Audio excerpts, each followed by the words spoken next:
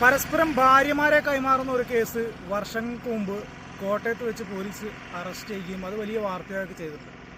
ഇന്ന് വരുന്ന വാർത്ത കാമുകിമാരെ പരസ്പരം കൈമാറുന്നതുമായി ബന്ധപ്പെട്ട് ഒരു കാമുകി തന്നെ പോലീസിൽ പരാതി നൽകി അതിൻ്റെ തുടർ നടപടികളുടെ വാർത്തയാണ്.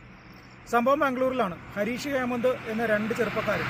അതിൽ ഹരീഷിൻ്റെ കാമുകിയോട് നീ ഹേമന്തിന് ലൈംഗികമായി ബന്ധപ്പെടാനുള്ള സൗകര്യം ചെയ്തു കൊടുക്കണം, അവൻ്റെ കൂടെ പോകണം എന്ന് പറഞ്ഞതോടുകൂടിയാണ് ഈ ഹരീഷിൻ്റെ കാമുകി പോലീസിൽ പരാതിപ്പെടുന്നത്.